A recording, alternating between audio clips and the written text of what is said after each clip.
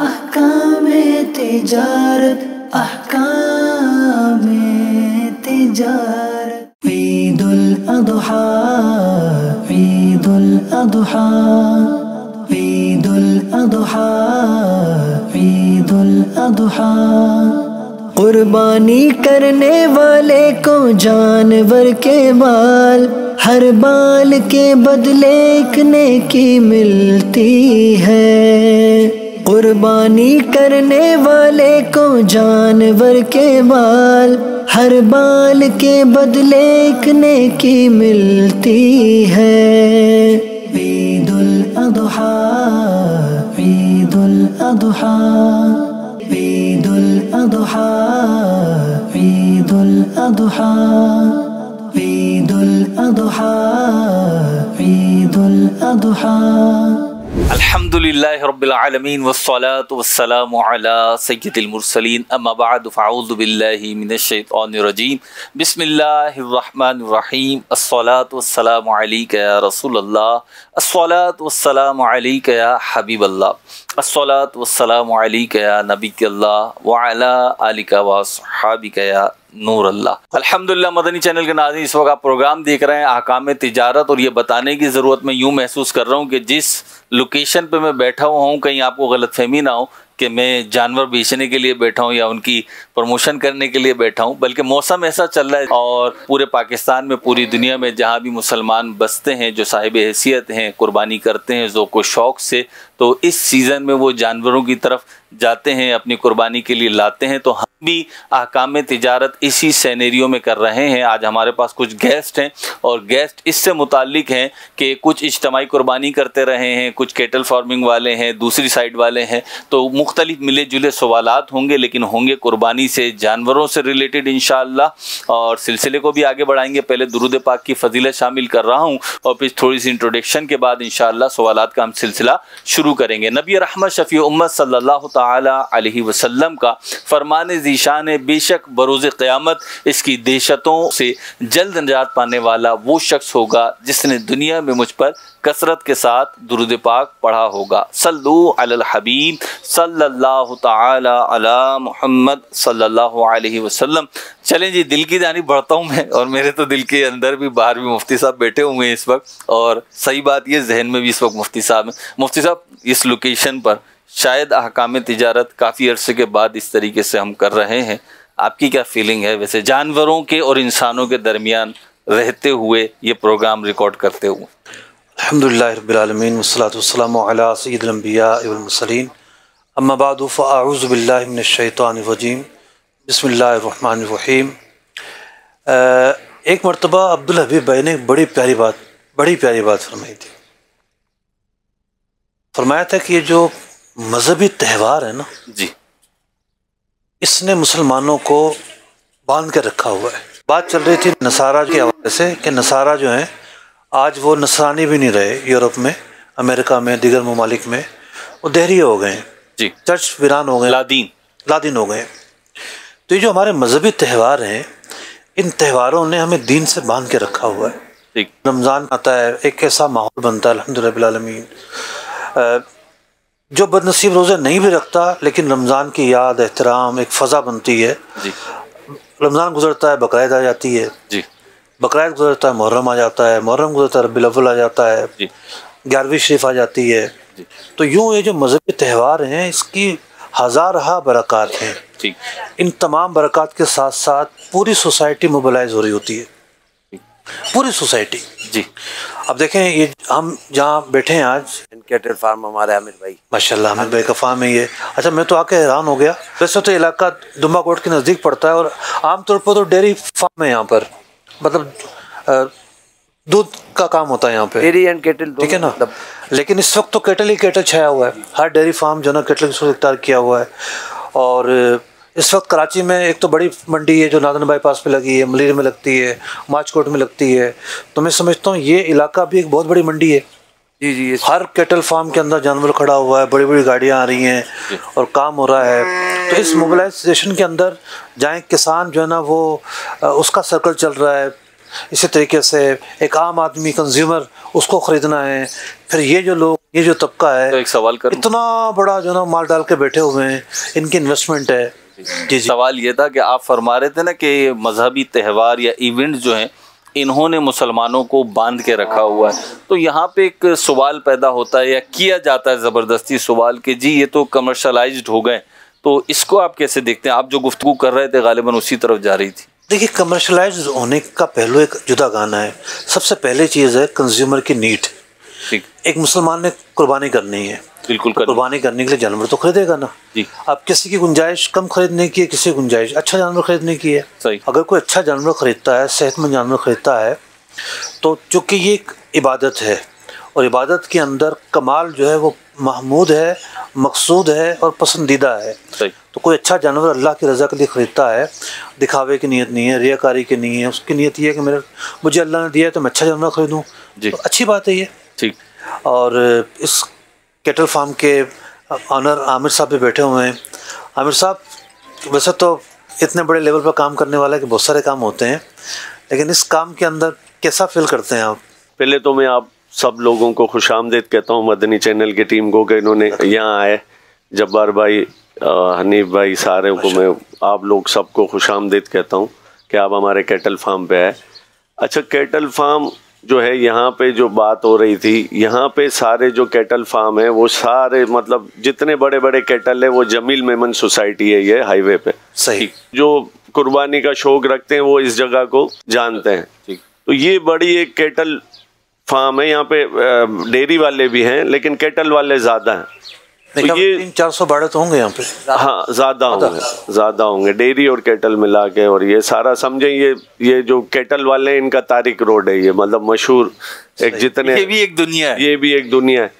और ये मतलब शौक के लिए लोग करते हैं, इसमें कोई ऐसे जैसे आपकी बात है होंगे कुछ पर्सन, लेकिन ज़्यादातर तो है वो शौक पे करते हैं, अपनी कुर्बानी का जानवर पालते हैं। या ये हमें भी यही शौक था शुरू से, तो हम माशाल्लाह 2002 से इस काम में हैं। पहले हम कैटल में थे, फिर डेयरी में आए, अब कैटल डेयरी दोनों हैं।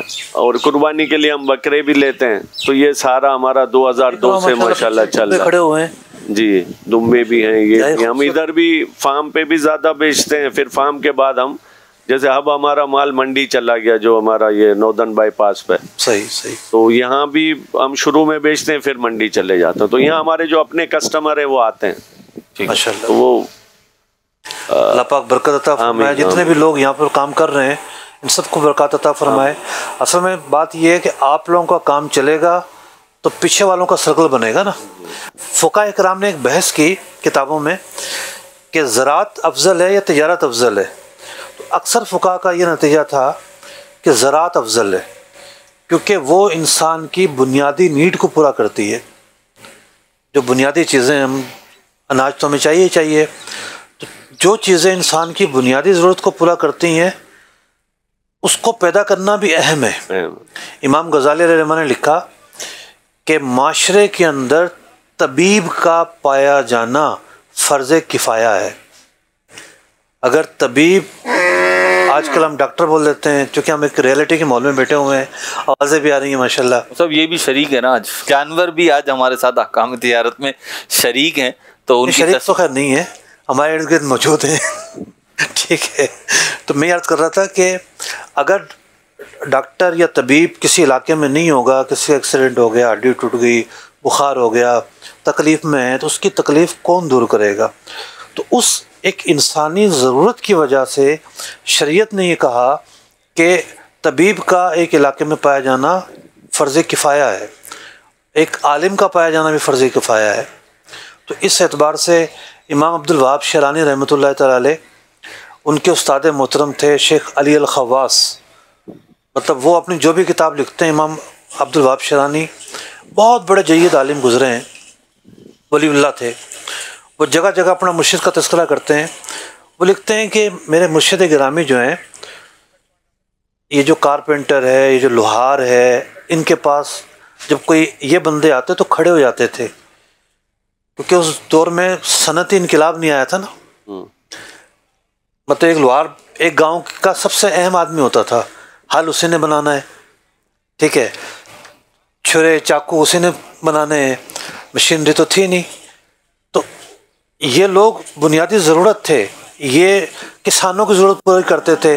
किसान अनाज उगाते थे, अनाज से माशरे में खुराक पूरी होती थी, तो ये बुनियादी ज़रूरत है। तो केटल जो है कई एतबार से बुनियादी ज़रूरत है हमारी। तो हमें गोश्त की ज़रूरत होती है। दूसरा ये है कि एक बड़ा कारोबार है, यानी इस वक्त पाकिस्तान तो अब भी पीछे है एक्सपोर्ट को अगर हम देखें जी। तो कई ममालिक ऐसे हैं, आप ब्राज़ील को आप देख लें, ब्राज़ील दुनिया भर में एक्सपोर्ट करता है, उसकी मुर्गी जाती है। हम अगर अपने पड़ोसी मुल्क को देखें जी। तो उसका बकरा जो है पूरे खलीजी ममालिक के अंदर छाया हुआ है। पाकिस्तान तो अब शुरू हुआ है। तो अब क्या है कि एक्सपोर्ट होगा, डॉलर आएंगे, जीडीपी बढ़ेगी। लाइव स्टॉक मुल्क का एक बहुत बड़ा असासा है, बहुत बड़ा असासा है। आप छोटे छोटे गांव देहात के अंदर देखें आप, उनकी जो ना जमा पूंजी 2 जानवर होते हैं, 4 जानवर होते हैं। ये टोटल जमा पूंजी यही है। मैं जिस एरिया का रहने वाला हूँ आमिर भाई, थरपारकर से पहले बिल्कुल थरपारकर के दरवाजे पर है झुड्डो, डिस्ट्रिक्ट मिरपुर खास है। वहाँ के साइंस क्या है, पहली बारिश पड़ेगी ना तो थर के रहने वाले लोग खुश्क मौसम में दीगर इलाकों में चले जाते हैं। उनके पास पूरे गाय के रेवड़ होते हैं और वो जहाँ ज़मीनें ज़रखेज़ होती हैं वहाँ बैठ जाते हैं, ज़मीनों में आरीपन भी करते हैं। पहली बारिश होगी वो पैदल शुरू हो जाएंगे, रेवड़ सारे के सारे थर की जानिब, हद निगाह 100 किलोमीटर दूर आपको रेवड़ नज़र आएंगे। उस ज़माने में शहरों में जो है वो दूध मिलना बंद हो जाएगा, क्योंकि होटल वाले, दही वाले ज़्यादातर गाय का दूध चलाते हैं, सस्ता होता है, तो दूध मिलना बंद हो जाएगा। ये सारे लोग अब जाएंगे थर, वहाँ जाके ये जौ की काश्त करेंगे, बाजरे की काश्त करेंगे, बाजरा डालेंगे। बाजरा बड़े कम पानी में हो जाता है, उस बारिश के पानी में बाजरे की फसल लेंगे, 2, 3, 4 महीने वहाँ रहेंगे। फिर ये दोबारा नकल मकानी करेंगे, क्योंकि वहाँ जानवरों को खाने के लिए घास तो ही नहीं। तो अब ये दोबारा नकल मकानी करेंगे और दोबारा ये सिलसिला दोबारा शुरू हो जाएगा। अब उनकी ज़िंदगी का जो असासा है वो एक फसल और ये जानवर, और ये लाखों लोग हैं जी जो सहरा, चूँकि सहरा में पानी नहीं है। अच्छा, वो इलाके जहाँ पानी है तो वहाँ तो ज़्यादा बात नकल मकानी नहीं होती लोग, लेकिन लोग बैठे होते हैं। खुलासा कलाम ये था कि ये एक बहुत बड़ा असासा है हमारे मुल्क का जी, ये एक पावर है हमारे मुल्क की। इस पावर के अंदर जितनी बेहतरी आए, जितनी तरक्की आए, उतना ही अच्छा है। जैसे पहले ये जो आजकल जो चारा ईजाद हुआ है, जो ज़मीन में खोद के लगाते हैं, बायो चारा कहलाता है, साइलेज। ये पहले कहाँ था? पहले नहीं था। लेकिन इसके आने से देखें कितनी बचत हो गई है, टेक्नोलॉजी। अब बचत नहीं है। अच्छा, आप बचत नहीं है, लेकिन जानवर शौक से खा रहा है। हाँ, जरूरत है। सवाल है सवाल करके चाबी इल्म की कहा गया इसे, सवाल करके चाबी इल्म की कहा गया इसे, कहा गया सवाल कर, कहा गया सवाल कर, सवाल आधा इल्म है।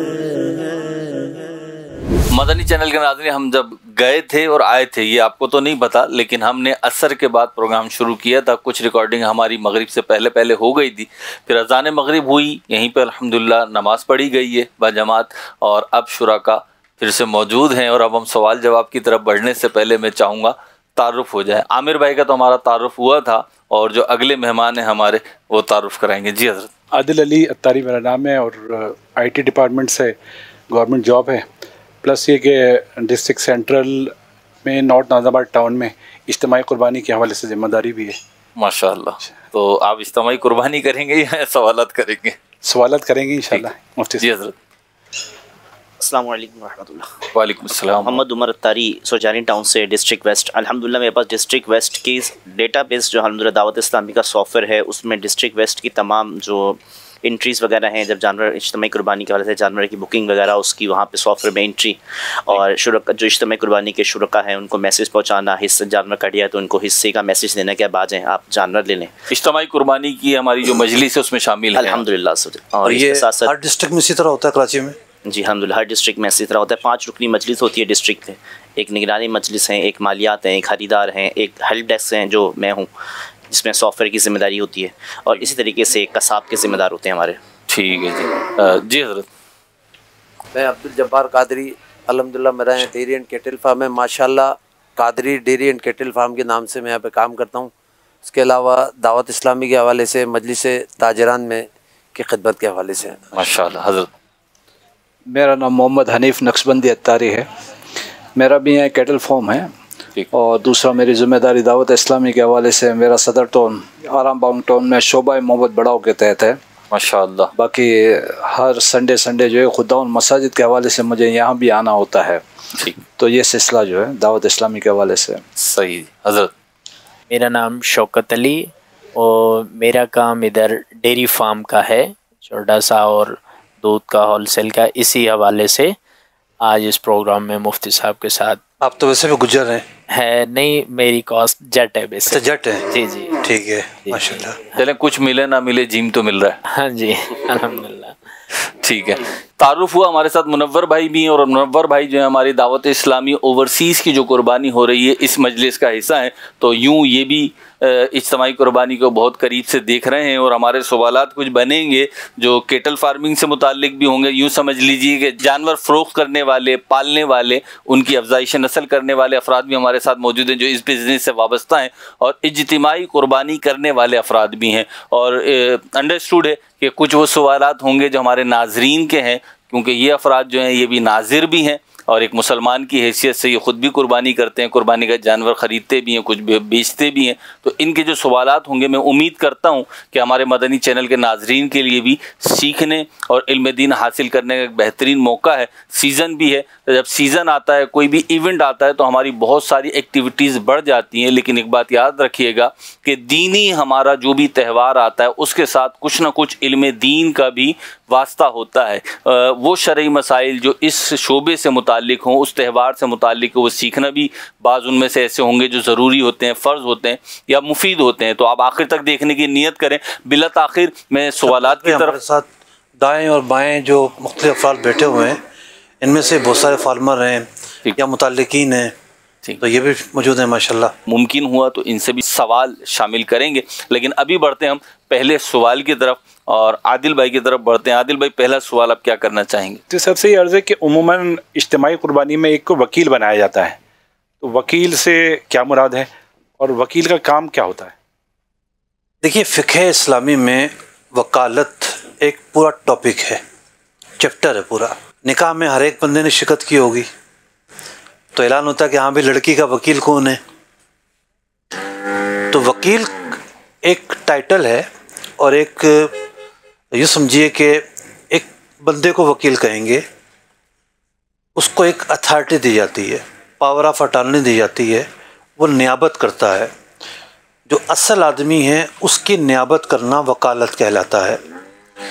तो आम तौर पर जो ये जो कोर्ट के वकील होते हैं, ये भी ये काम कर रहे होते हैं, अपने क्लाइंट की तरफ से उनका जो मुकदमा है वो लड़ रहे होते हैं।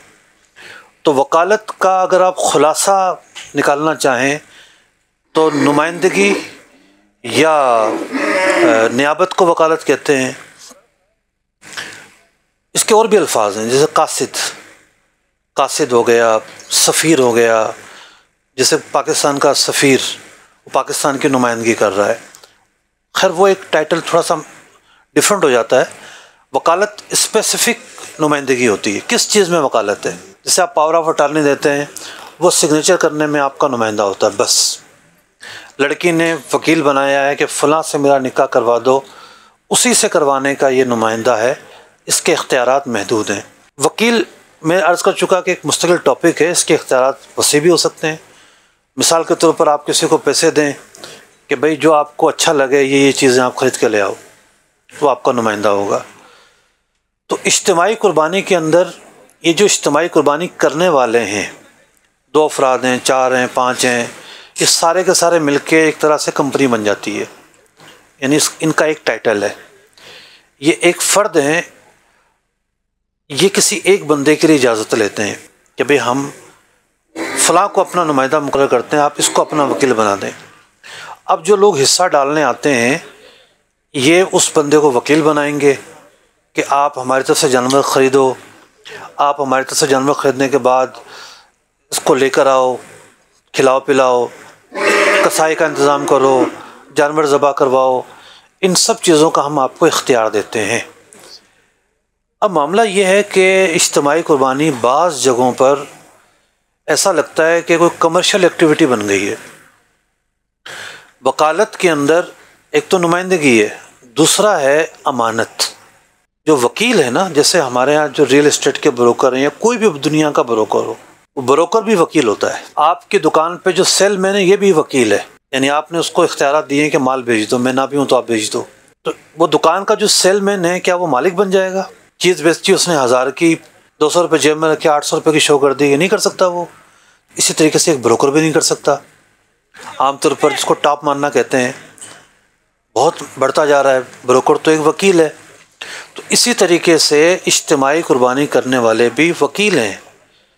इन्हें रियलिटी शो करनी है, पूरी बुक शो करनी है कि जानवर इतने का आया, इतने खराजात हुए, इतने कसाब को दिए गए, इतनी चीज़ें हुई, इतने आपको वापस बचे। ये एक कमर्शियल एक्टिविटी नहीं है कि आप उससे पैसा बना लेंगे, आप उससे कुछ फ़ायदा उठा लेंगे। ये तो ये है कि कुछ अफराद गली मोहल्ले में मिल के करते हैं।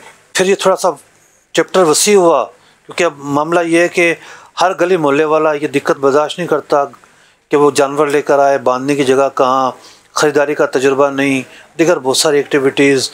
तो यूँ रफ़ाई इदारे, चैरिटी इदारे ये भी सामने आए।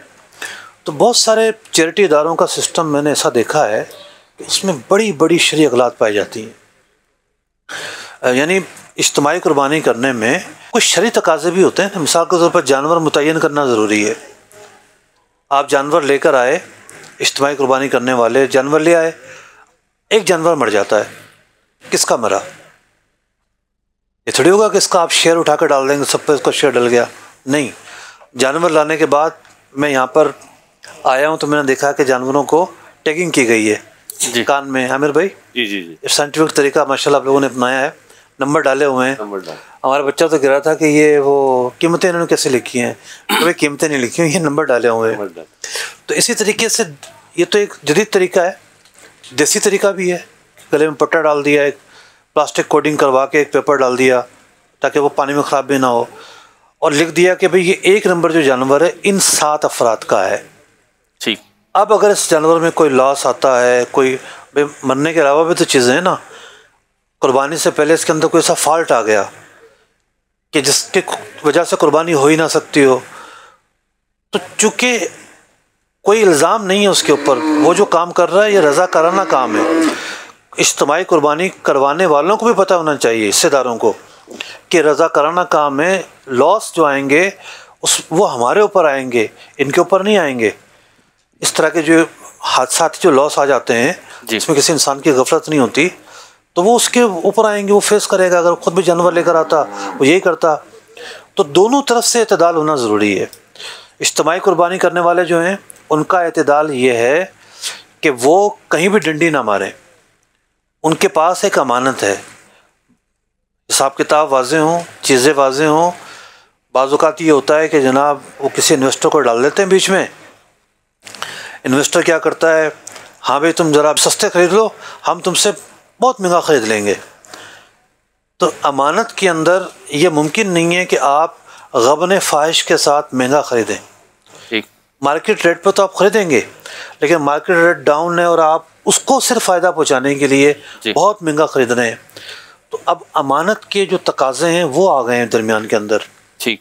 तो यूँ एक पूरी, अगर मैं सिर्फ इसी पर बात करना शुरू करूँ, वकालत और वकालत को लेकर दीगर चीज़ें, तो बहुत सारे सवालात खड़े होंगे। हमारे प्रोग्राम का एक मकसद ये भी है कि हम एक इशारा करके ख़बरदार कर देते हैं कि भाई ये सेंसिटिव इश्यूज़ हैं। ये नहीं है कि आपने जो है ना एक शौक में काम किया है। दीनी तकाज़े पूरे कर सकते हैं तो आप हाथ डालें, वरना आप इसमें हाथ ना डालें। बहुत सारी मस्जिद कमेटियाँ इज्तिमाई कुर्बानियाँ करती हैं, वहाँ भी गलतियाँ देखी गई हैं। यहाँ तक देखा मैंने अब्दुल जब्बार भाई, जानवर ज़बा हो गया, आखिरी जानवर बचा, उसके अंदर 4 हिस्से थे, 3 हिस्से नहीं आए, ज़बा हो गया। पंडोकलियाँ बना दीजिए गोश्त के साथ। एक आदमी आ गया, हाँ मुझे भी करनी है अभी, हाँ खा गोश्त रखा ले जाओ। जानवर ज़बा होते वक्त तो जानवर की मिल्कियत ही नहीं थी इस बंदे के पास। ऑनरशिप होना ज़रूरी है ना ज़बा से पहले जी। वो तो इसको पास थे ही नहीं जब इसकी कुर्बानी होती। जब इसकी कुर्बानी होती, ठीक है। ऑनरशिप कब होगी? जब जानवर मुतय्यन होगा कि हाँ भाई इनकी तरफ से ज़बा हो रहा है। ठीक। ये मनाजिर भी मैंने अपनी आंखों से देखे हैं। बाज़ जगहों पे कुर्बानी नहीं होगी, ठीक है वो जानवर तो हलाल है, मतलब ज़बा हुआ, जिस तरह आम एक गोश्त का जानवर ज़बा होता है, कुर्बानी तो नहीं होगी। बाकी उन 3 लोगों का क्या होगा जिनकी जैसे कुर्बानी नहीं होगी, उनकी भी नहीं होगी उनकी कुर्बानी भी। मुफ्ती इसमें जिम्मेदार कौन होगा? अगर कोई शख्स इस तरीके से आया कि एक जानवर ज़बा हुआ था जिसमें 4 कुर्बानी करने वाले थे और 3 ऐसे हिस्से थे जिनका कोई मालिक इन मानों में नहीं था कि वो कुर्बानी कर रहा है, हकीका कर रहा है, अब उन्होंने ज़बा कर दिया, तो जो पहले 4 शामिल थे उनकी कुर्बानी का क्या हुक्म होगा? और जो बाद में आया है जिसको गोश्त देके कह रहे हैं कि जी ठीक है ले जाओ, कुर्बानी तो किसी की भी नहीं होगी, यानी उन पहले वालों की भी नहीं होगी? बिल्कुल नहीं होगी। उनकी क्यों नहीं होगी मुस्लिम? उन्होंने तो पहले ले लिया था। जानवर में ज़रूरी है कि हर हिस्सा तकर्रुब के लिए मुतय्यन हो, ठीक, अल्लाह की कुर्बानी, अल्लाह की रज़ा के लिए मुतय्यन हो। अल्लाह की रज़ा का एक पहलू है कुर्बानी का जानवर हो, ठीक है। कुर्बानी का नहीं कोई अकीका शामिल हो गया, ठीक है। कुर्बानी 3 कुर्बानी के किसी का एक अकीके का है, पॉसिबल है, सही। यानी इसमें अकीके वाला शामिल हो सकता है। किसी ने कहा जी मैं अपने वालिद साहब के इसाले सवाब के लिए कर रहा हूँ, ये भी हो सकता है, ठीक है। तो जो बकिया हिस्से हैं उसमें तकर्रुब की नहीं तो शामिल ही नहीं हुई किसी की भी, सही है। ऑनरशिप नहीं, खाली रखे हुए थे, खाली रखे हुए थे, सही। कुर्बानी किसी की भी नहीं होगी। और ये बाद में आ रहा है बेचारा जो गोश्त लेके जा रहा है, तो सिर्फ ये गोश्त तो लेके जा रहा है, सब इसकी कुर्बानी तो हुई नहीं, अब गुनाहगार कौन होगा? जिसके पास इज्तिमाई कुर्बानी है वो गुनाहगार है सबसे पहले तो, कि उसने ये भंड लगाया है, ये गलत बयानी की, ये मतलब उसने एक एक्टिविटी ऐसी की है ना, उसको ऑपरेशन चलाना नहीं आता शरिया गाइडेंस के मुताबिक, उसको इसमें हाथ डालने की क्या ज़रूरत है? उसका हालत ये है, मैं आपको सीरियस बात अर्ज कर रहा हूँ, मैंने शहर कराची में देखा है कि ऑटो पार्ट्स का काम करने वालों ने बैनर लगाया हुआ है कि जनाब फुला फुला ऑटो पार्ट्स करने वाले पेश कर रहे हैं आपके लिए इज्तिमाई कुर्बानी, और बड़ा सा बैनर लगा हुआ है, बुकिंग चल रही है। तो बात ये नहीं है, ये तो रहनुमाई मुफ्ती साहब देंगे कि ऑटो पार्ट्स वाले भी कर सकते हैं, नहीं कर सकते, इसमें कोई लेकिन फिर वो इतना कमर्शलाइज या इतनी कोई रहनुमाई लेने के लिए तो कोई प्रोसीजर है नहीं। भाई देखें इस वक्त एक जहन क्या है, कुछ लोगों का जहन ये भी है, भाई मेरे दोस्त के पास जानवर खड़े हुए हैं जी, कौन मंडी जाए कौन बेचे, चलो इज्तिमाई कुर्बानी में लगा देते हैं, ये भी एक जहन है। अगर वो लगा देते हैं तो शरई तकाज़ा पूरे करके लगा दें, कोई इशू नहीं है। ऑटो पार्ट वाला हो या फर्नीचर वाला हो या लोहार हो, कोई भी हो, तो गली मोहल्लों में जो ये कंसेप्ट तो गली मोहल्लों से निकला है ना जी, कि भाई पड़ोसी ने जानवर लेने जा रहा है तो चलो 2 हिस्से इसके मिला लिए, 4 हिस्से खुद के मिला लिए, 2-3 घर वालों ने मिला लिए, तो 2-3 अफराद मिलकर कर लिया। अब ये गली मोहल्लों से निकल कर बड़े लेवल पर चला गया, शरई तकाज़े पूरे करते हुए किए जा सकते हैं। ठीक, तो अगर आप इज्तिमाई कुर्बानी कर रहे हैं, चाहे मस्जिद में कर रहे हैं, किसी NGO के तहत कर रहे हैं, किसी भी सतह पे कर रहे हैं, क्योंकि कुर्बानी एक दीनी काम है, दीनी फरीज़ा है, तो उस पर आप मुस्तनद उलमा अहले सुन्नत से, दारुल इफ्ता अहले सुन्नत, देखिए हम फ्री ऑफ कास्ट, यानी ये सारा बैकग्राउंड हमने इसलिए नहीं बनाया कि हमको दुकान चलानी हमने, हम तो अल्लाह के फजल करम से दावत इस्लामी जो है बेशतर जो सर्विसेज हैं फ्री ऑफ कास्ट देती हैं। हमारे स्क्रीन पर आप नंबर देख रहे हैं, दारुल इफ्ता सुन्नत का नंबर है, इन नंबर्स पर आप कॉल करें, आप रहनुमाई लें, आप मसला पूछें, आप लिखा हुआ फतवा लें, आप किताब मांगेंगे हम आपको PDF भेज देंगे किताब, ठीक है, कोई चार्ज नहीं होंगे, आप दीन सीखें, शरीयत के तकाज़े के मुताबिक करें, क्योंकि ये एक इबादत है। कुर्बानी जब एक इबादत है, जो इबादत के तकाज़े हैं वो तकाज़े पूरे करना ज़रूरी है। चलिए जी, वकालत क्या है और वकील की जिम्मेदारियां क्या हैं, इस पर मुफ्ती साहब ने एक ब्रीफ कह लीजिए कि गुफ्तगू कर लीजिए और एक रहनुमाई भी फराम कर दीजिए, यूँ कह लीजिए मौका भी दे दिया कि नंबर आप मुलाहिज़ा फरमा रहे हैं और आप रब्ता कर सकते हैं। और ये भी अर्ज़ कर दूँ, दारुल इफ्ता अहले सुन्नत की ये सर्विस बकरीद ईद के अय्याम में भी मुफ्ती साहब बराह रास्त होती है। कुर्बानी का जो वक्त, फ़ोन सर्विस हमारी चल रही है, फ़ोन सर्विस चल रही होती है, क्योंकि उस वक्त हमारे मदनी मरकज़ ने, दावत इस्लामी ने, दारुल इफ्ता अहले सुन्नत ने महसूस किया कि वो मसाइल हाथों हाथ लोग पूछ रहे होते हैं और बताने भी होते हैं ज़रूरी, तो बकरीद ईद का अय्याम में भी चल रहे होंगे। ये नंबर बड़ा अहम है, ये नोट करके रख लीजिए, इंशाअल्लाह आपके काम आएगा। अगले सवाल की तरफ बढ़ रहे हैं हम। जी अब्दुल जब्बार भाई, क्या कहेंगे? हमारा डेयरी एंड कैटल का काम है। अमूमन हमारे फार्मों में एक मामला होता है कि जैसे कि हमने कोई जानवर सेलेक्ट कर लिया कि ये हम अपने घर पे कुर्बानी करेंगे या अकीके के लिए रख लेते हैं। अब हमारा तो एक कमर्शियल काम है। अब अमूमन ऐसा होता है कोई हमने गाय या बछड़ी या कोई रखी है, वो ऐसा होता है कि वो हमला हो जाती में, मतलब हमारा कोई ठीक है हो गई वो हमला। अब उस जानवर के लिए क्या हुक्म है कि आया हमला होने की सूरत में उसकी कुर्बानी कर सकते हैं या नहीं, या अगर वो जानवर ने मिसाल मतलब ये है कि जो कुर्बानी या अकीका का जो भी वक्त उससे पहले अगर वो जानवर हमल से फारिग हो गया, तो अब वो जानवर हमल से तो फारिग हो गया, वो दूध भी दे रहा है, तो उस जानवर की क्या कुर्बानी या अकीका वगैरह कर सकते हैं या नहीं। मज़ीद इसमें तीसरा अर्ज़ ये है कि अगर कोई ऐसा जानवर है जो हमें दूध दे रहा है, अब वो दूध से फारिग हो गया, जिसे हम अपनी इस्तिलाह में कहते हैं बाखड़ा हो गया, तो उस जानवर की आया कुर्बानी वगैरह कर सकते हैं या नहीं। और कुर्बानी के अंदर अगर कोई जानवर दूध दे रहा हो तो क्या ये नुक्ता मेरा अर्जी है कि जो जानवर दूध दे रहा हो उसकी क्या कुर्बानी की जा सकती है या नहीं। ठीक है, देखिए 2-3 सवाल आपके पास हमने दोबारा भी आना था, चलें। नहीं कोई मसला नहीं, कि सवाल है। देखिए इस सवाल के अंदर कई सवाल आ गए सामने। एक तो एक मैं क्लियर कर दूं कि कुर्बानी जो है वो आमला जानवर की भी हो सकती है, दूध वाले की भी हो सकती है, बाखड़ा की भी हो सकती है, तो कुर्बानी तो हो सकती है। यानी अगर कंफर्म हो कि जानवर आमला है और उसको ज़िबा किया जा सकता है, जी कुर्बानी हो सकती है, कुर्बानी उसकी हो जाएगी। अब मामला ये है, आपका इसके बाद एक सवाल ये है, जानवर फारिग हो गया फिर तो कोई प्रॉब्लम नहीं है, अब वो दूध पे आ गया, ठीक है, नहीं मैं किसी और तरफ जा रहा हूँ, बिल्कुल फारिग नहीं हुआ और आप उसको रिप्लेस करना चाहते हैं, अगर वो अकीके का है तो इतना बड़ा इशू नहीं है। अगर कुर्बानी का है तो उसकी 2 सूरतें बनेंगी। एक बंदा वो है जिस पर जो शरीफ फ़कीर है, उसको तो रिप्लेस करने का चांस नहीं है। जो बंदा गनी है जिस पर कुर्बानी वाजिब है, वो इस सूरत में रिप्लेस कर सकता है कि उससे बेहतर की तरफ चला जाए। अगर वो उससे बेहतर जानवर कुर्बान कर रहा है तो उसकी गुंजाइश मौजूद है। तो मैं समझता हूँ कि दूध वाला जो जानवर है, दूध के एतबार से तो उसकी बड़ी अच्छी कीमत होगी, लेकिन कुर्बानी को अगर आप देखेंगे तो हमारे माशरे में जो है ना मायूब समझा जाता है वाले जानवर। कुर्बानी वैल्यू के एतबार से वो दूध के हिसाब से कीमती दूध के एतबार से तो कीमती है ना। नहीं, कुर्बानी के लिहाज से वो कीमती होगा या कम कीमती हो जाएगा? कम कीमती होगा, प्रोडक्शन दे रहा है ना वो। मैं अर्ज कर रहा हूँ कि अगर किसी भी एतबार से जो आप रिप्लेस कर रहे हैं वो ज़्यादा वैल्यू का है, तो ज़्यादा वैल्यू की तरफ आप जा सकते हैं, उसकी गुंजाइश मौजूद है, जबकि वो गनी है। तो मुफ्ती यहाँ पे वैल्यू जो है वो मतलब कीमत के एतबार से देखी जाएगी या ये देखा जाएगा इसका वज़न और ख़ूबसूरती ज़्यादा है, किस एतबार से? देखिए कुर्बानी के अंदर तो 3-4 चीज़ें देखी जाती हैं। बाज़ औक़ात जो है ना खूबसूरती की कीमत को बढ़ा देती है, सही।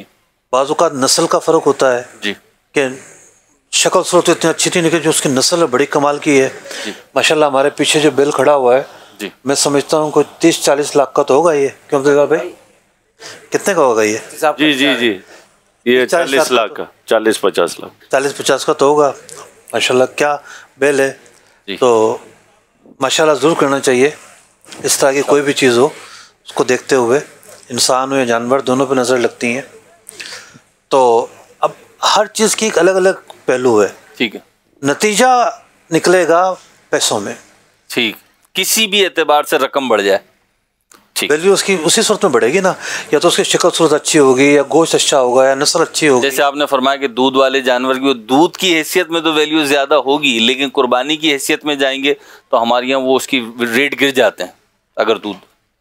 ठीक, ये सवाल हुआ। अगला सवाल फिर उमर भाई की तरफ बढ़ते हैं। जी उमर भाई। सबसे अर्ज़ है कि क्या इज्तिमाई कुर्बानी करते वक्त वकील का होना ज़रूरी है? जब हम जानवर ख़रीदने जाते हैं मंडी वगैरह या कहीं भी, तो उस वक्त वकील का होना ज़रूरी है वहाँ पर? देखिए आम तौर पर होना ये चाहिए कि जो आपके पास हिस्सा बुक करवाने आया तो आप उससे ये इजाज़त लें कि आप फ़लाँ को वकील बनाएं, और उसको ये इजाज़त दें कि वो आगे वकील बना सके। वो सब क्या कहलाएगी? इजाज़त आमा? इजाज़त आमा होगी। ठीक।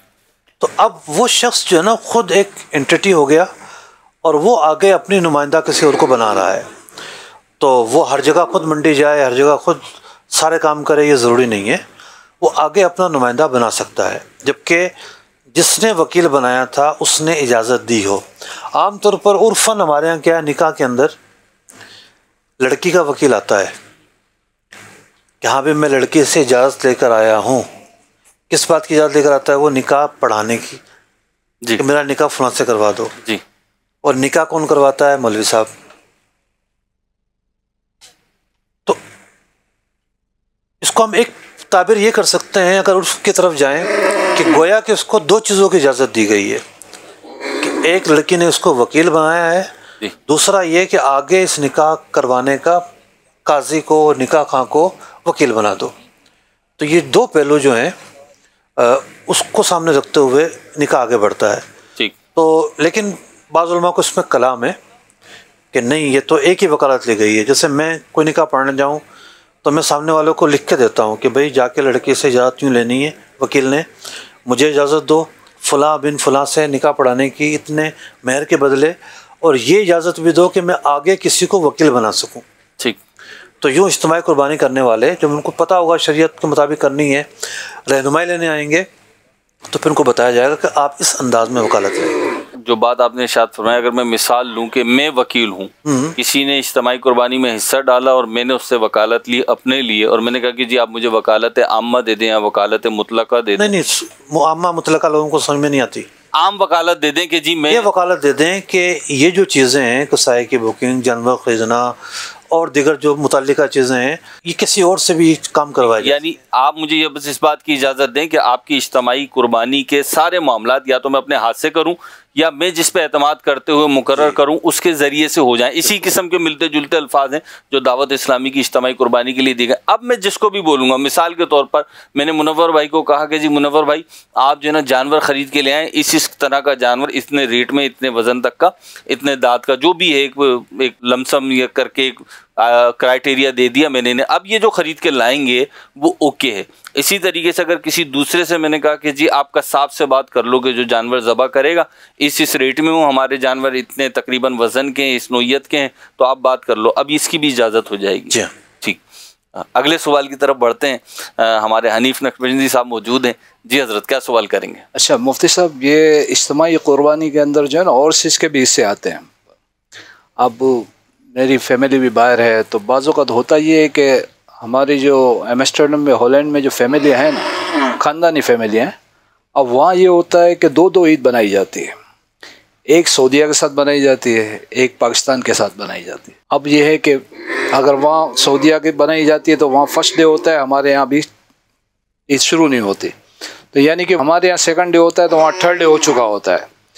अब कुछ तो ऐसे हैं जो पाकिस्तान के साथ बनाते हैं, वो तो कहते ही हैं कि भाई जो हमारा है ना हम पाकिस्तान के साथ ही करते हैं। तो अब सूरत में जो सऊदीया के साथ बनाने के कायल हैं उनके अगर हिस्से आते हैं, तो क्या हम यहाँ पाकिस्तानी वक्त के मुताबिक तीसरी ईद गुजारेंगे या उनके वक्त के मुताबिक गुजारेंगे? चलिए जी, सवाल भी आया और मुझे चेहरे पे मुस्कुराहट यूँ आ गई कि आ रही है बकरी ईद, हम बैठे हुए हैं जानवरों के दरमियान, और हनीफ साहब ने हमारे जो सवाल किया है वो यूँ भी मौजू से मुताबिकत इख्तियार कर गया है कि हमारे मुफ्ती अली असगर साहब पाकिस्तान की जो रोयत हलाल कमेटी है, मरकज़ी रोयत हलाल कमेटी है, उसके मेंबर भी हैं। तो एक मुताबिकत कायम हो गई है। उससे अब दो मुताबिकतें हो गई, एक तो बकरीद की मुताबिकत हो गई है, दूसरी चांद की हो गई है, बल्कि तीसरी ये भी हो गई है कि आपकी ये जिम्मेदारी भी है। तो क्या कहेंगे?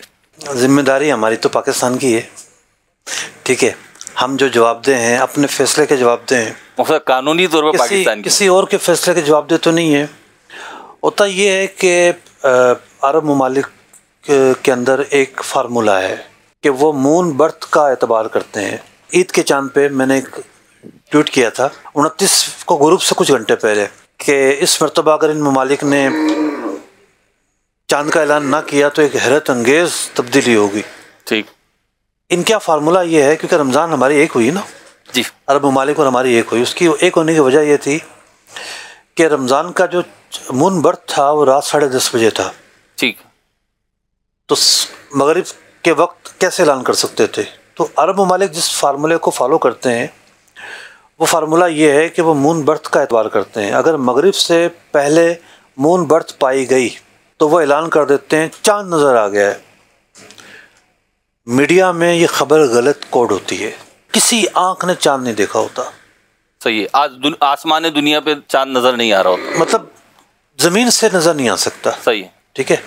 ऐसी पोजीशंस भी होती हैं, बाज़ औक़ात ये होता है कि नज़र आ भी सकता है। सही। तो वो एतबार करते हैं मून बर्थ का, यानी चांद की एक पैदाइश होती है कंजक्शन में, जब चांद आता है तो उसके बाद फिर सर्कल शुरू होता है अगले महीने का।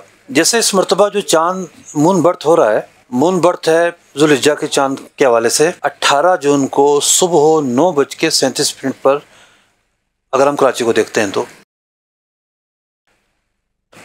18 जून को 9:37 पे मून बर्थ है सुबह, ठीक है। 28वीं तारीख है हमारे पास, ठीक है। जब हम 29वीं तारीख को गए यानी 19 जून को गए तो कराची के चांद को गुरूब के वक्त, कराची के गुरूब के वक्त 30 घंटे मिल गए, 30 घंटे। और चांद की जो डिग्री बनी है वो तकरीबन 15 डिग्री बनती है, यानी 14.9 डिग्री एल्टीट्यूड पर चांद है और मून फेस तकरीबन जो है वो 1.9 बनता है। तो रास्ते में चलता हुआ बाइक वाला भी चांद देख लेगा। ये पोजीशन है 29 तारीख को, ठीक है, इस पोजीशन में। अब मून बर्थ हो चुकी है, सही, ठीक है। तो दिगर कुछ ममालिक, अरब ममालिक खासतौर पर मून बर्थ का एतबार करके उसी दिन की मगरिब में ऐलान कर देंगे। 9:37 से लेकर और मगरिब अगर हो रही है 7 बजे, तो कितने घंटे बने? तकरीबन 10 घंटे बन गए। 10 घंटे ना, 10 घंटे का चांद क्या नजर आएगा? अगर हम नजर आने की बात करें तो क्या नजर आएगा? डिग्री भी इसकी बहुत कम बनेगी, ठीक है। नजर आने की पोजीशन बिल्कुल भी नहीं बनेगी, सही है, ठीक है। लेकिन चूंकि उनका एक फार्मूला है, उस फार्मूले को फॉलो करते हैं। खबर अगर चाहिए रिकॉर्ड होती है, नजर आ गया, ऐसा नहीं होता। अच्छा, अब क्या है कि जिन ममालिक का आपने तज़किरा किया, उन ममालिक के अंदर ये सबसे बड़ा मसला होता है। और अगर साइंसी हक़ाइक़ को सामने रखा जाए और यह देखा जाए कि रुयत मुमकिन है या नहीं, क्योंकि इस महीने में तो सूरत चेंज हो रही है, बाज़ महीने ऐसे होते हैं कि रुयत ही मुमकिन नहीं होती, ठीक। तो हमारे यहाँ मेयार बनाया जाता है रुयत को। तो अगर आप मुझसे पूछेंगे तो मैं कहूँगा कि भाई एक दिन पहले तो चांद नजर आना मुमकिन ही नहीं है, रुयत मुमकिन ही नहीं है। मतलब नजर आना, रुयत से मुराद नजर आना। तो जब फैसला रुयत पे करना है तो हम उसी का एतबार करेंगे। अब वहाँ जो लोग बैठे हुए हैं, अगर उनके यहाँ मौसम ऐसा है, जैसे जून जुलाई में अगर मौसम के यहाँ बाज़ महीने ऐसे आते हैं कि वहाँ पे जून जुलाई तो शायद नहीं आते, उससे पहले अप्रैल में आते हैं मेरे ख्याल में, ऐसे महीने आते हैं जिसमें इशा का वक्त नहीं आता। करीबी जो ममालिक हैं उसको देख के वो चीज़ों को देख सकते हैं। मराकश उनके करीब पड़ता है, और भी तरीके ऐसे हैं, पाकिस्तान को फॉलो किया जा सकता है। लेकिन हक़ाइक़ पर रहेंगे ना, तो पाकिस्तान में अगर कुर्बानी हो रही है तो ये ज़रूरी है यहाँ भी कुर्बानी का दिन हो और उनके यहाँ भी कुर्बानी का दिन हो। जैसे मिसाल के तौर पर उन लोगों ने अरब ममालिक के साथ चांद कर लिया, एक दिन पहले कर लिया, तो अब जो उनका दूसरा दिन है वो हमारा पहला दिन होगा जी। तो यहाँ तो कोई प्रॉब्लम नहीं है, दूसरे दिन तो कोई प्रॉब्लम नहीं है, सही है। जो पाकिस्तान में दूसरा दिन है इसमें भी कोई प्रॉब्लम नहीं है, उनके यहाँ तीसरा होगा। कुर्बानी का दिन है, मगरिब से पहले पहले को देखेंगे, वहाँ की मगरिब से पहले पहले को, सही। और यहाँ भी जो है वो कुर्बानी का दिन है। तो दोनों जगहों पे अय्याम नहर का पाया जाना ज़रूरी है। इस चीज़ का ख्याल करना है, उस चीज़ को फॉलो करना ये ज़रूरी है। यानी मुझसे अब इसको अगर आप ही की बात को मैं लूँ बिल फर्स्ट जी, उनके यहाँ जब पहली ईद है तो हमारे यहाँ चांद रात है, चांद रात दिन मानो कि ईद से एक दिन पहले, तो अगर यहाँ पे ज़बह करेंगे तो कुर्बानी नहीं होगी। और इसी तरीके से जब हमारा तीसरा दिन है तो हमारा तीसरा दिन है तो उनके यहाँ 3 दिन गुजर चुके हैं तो भी कुर्बानी नहीं होगी, तो भी नहीं होगी। अगले सवाल की तरफ बढ़ते, मेरा ख्याल है काफ़ी क्लियर हो गया। चलें जी, मुनव्वर भाई क्या सवाल करेंगे? जी, मेरा सवाल ये है कि अल्हम्दुलिल्लाह दावत इस्लामी के तहत ओवरसीज़ से दुनिया भर के ममालिक से लोग हिस्से मिलाते हैं जी।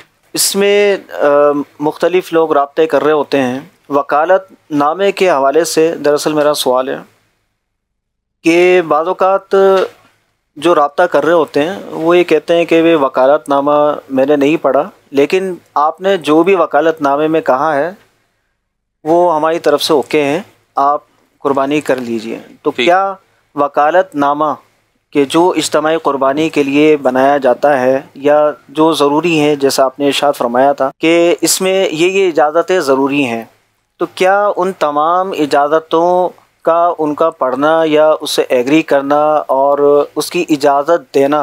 नहीं, एग्री तो वो कर रहे हैं, पढ़ या सुन नहीं रहे। जी, पढ़ना या सुनना क्या ये ज़रूरी है? ठीक, असल में सवाल तो आपका बड़ा ही शरीफाना है, तो खुद भी शरीफ ही आदमी लग रहा है। ठीक है, लेकिन हमारे पास शरीफ और गैर शरीफ दोनों तरह के लोग आते हैं।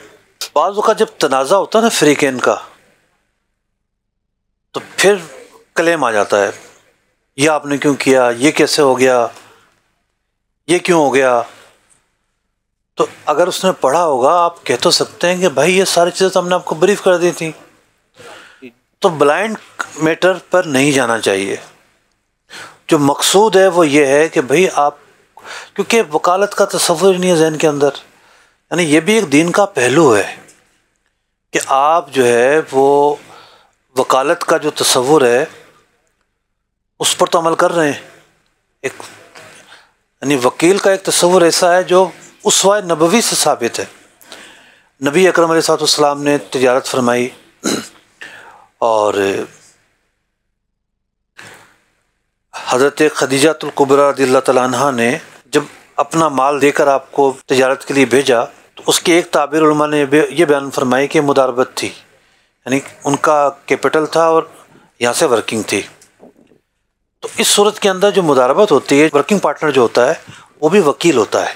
ठीक, अगर आप उसवा नबवी को पढ़ना चाह रहे हैं तो उसवा नबवी के सारे पहलू हमारे लिए लायक तकलीद हैं और काबिल तालीम हैं, तो हमें दीन की बुनियादी बातों को सीखना चाहिए।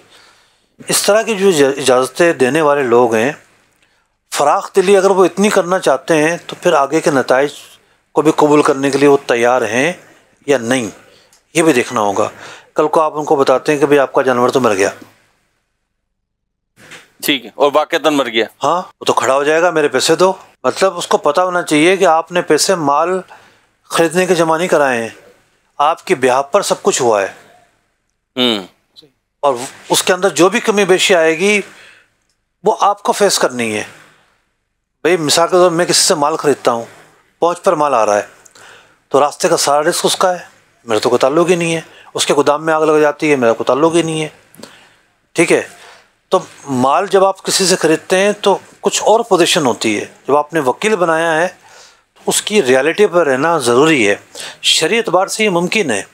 जो आपका सवाल है ना, उसका जवाब यस में है कि कोई अगर इजाज़त आम्मा देता है कि भाई जो चाहो आप इस मामले में करो, आपको सब इख्तियारात हैं, एक महदूद मामला उसने रख के आपको इजाज़त दी है, तो है तो यस, उसका जवाब यस है। लेकिन आगे के जो नताइज हैं, क्या वो उसको फेस करने के लिए तैयार है? ऑपरेशन के अंदर चीज़ें आ जाती हैं। हम ये नहीं कह सकते कि ऑपरेशन में रिस्क कहीं भी नहीं होता। 5-7%, 10% रिस्क हमेशा पाया जाता है। क्योंकि आज हम बैठे हुए हैं ना मिरोज़ भाई, हम बैठे हुए हैं बिफोर कुर्बानी जी, हमारे पास कुछ किताबें खुलती हैं आफ्टर कुर्बानी। ये हो गया, यूँ हो गया, ऐसे हो गया, फलां हो गया, ठीक है, बहुत सारे इशू आते हैं। और इज्तिमाई कुर्बानी वालों के तो मैंने ऐसे ऐसे भी मसाइल डील किए हैं, करोड़ों के मामलात। मतलब अगर एक गलती भी हो जाए तो इतना बड़ा लॉस हो जाएगा, ऐसा भी हो जाता है बाज़ औक़ात। हम उसको हर जगह बददियान, जैसे जानवर ज़्यादा खरीद लिए किसी ने, भाई ज़्यादा कैसे खरीद लिया आपने, ठीक है, वो इससे पूरे नहीं आए जी, जानवर खड़ा रह गया। आप बताएं पूरा साल कौन संभालेगा? भाई आपने कैसे खरीद लिए जानवर ज़्यादा? आप तो वकील हैं, इन्वेस्ट, उसका पैसा आ रहा है, जितने पैसे आएंगे उतनों की नुमाइंदगी करते हो आप जानवर खरीदेंगे। आपका कोई कारोबार थोड़ी है जी, क्या आपने लाख खड़ा कर दिए और आप चाह रहे हैं ये जो हमारा लॉस आ गया, ये लॉस भी सब पर डाल दें? नहीं, दोनों तरफ से इत्तेदाल और शरीयत की जो तालीमात हैं उसको फेस करना ज़रूरी है।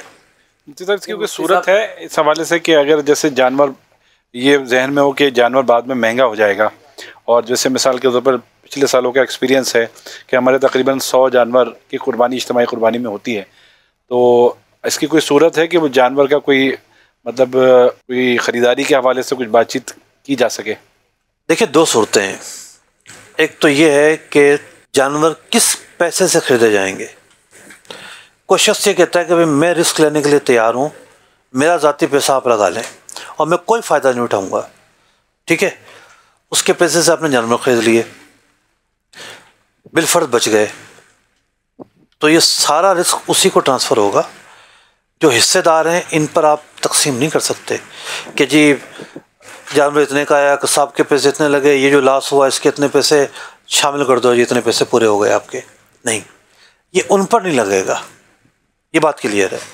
अगर आप स्ट्रेटजी के एतबार से पहले ख़रीदना चाह रहे हैं और शरीय तकाज़े पूरे करते हैं तो ठीक है, ख़रीदे जा सकते हैं, लेकिन उसका अगर लॉस होता है तो उन लोगों पर नहीं आएगा। सही। नंबर 1 बात ये है। नंबर 2 बात ये है कि यहाँ बंदरबाट नहीं होनी चाहिए।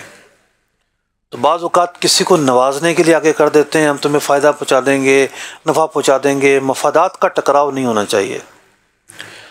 मतलब ऐसा ना हो कि किसी को ज़ाती फ़ायदा पहुँचाया जा रहा है। सही। मार्केट रेट के मुताबिक जानवर खरीदे जाएँ और उसको लेकर चला जाए। मदनी चैनल के नाज़रीन, आज के एपिसोड आपने देखी, मुख्तलिफ सवालात थे, मुख्तलिफ अफराद हैं, नया फोरम है, नई जगह है। आप भी इस हवाले से हमें फ़ीडबैक दे सकते हैं। मदनी चैनल की स्क्रीन पे इस वक्त ईमेल एड्रेस आ रहा है, आप इस ईमेल एड्रेस पर हमें मेल भी कर सकते हैं, और जो नंबर चल रहा है इस पर भी हमें फ़ीडबैक दे सकते हैं कि मुस्तकबिल में हम किन उन्वानात पे, किन मार्केट्स पर, किन बातों को लेकर अहकाम तिजारत करें और आपको रहनुमाई फराहम करें। आज की जो हमारी केस हुई है ये एक हिस्सा है, और इसका दूसरा हिस्सा आप इंशाअल्लाह अज़्ज़ा वजल नेक्स्ट संडे रात 8 बजे पाकिस्तानी वक्त के मुताबिक देख सकेंगे। देखते रहिए मदनी चैनल। सल्लू अलल हबीब सल्लल्लाहु अला मुहम्मद सल्लल्लाहु अलैहि वसल्लम। अहकामे तिजारत, अहकामे तिजारत।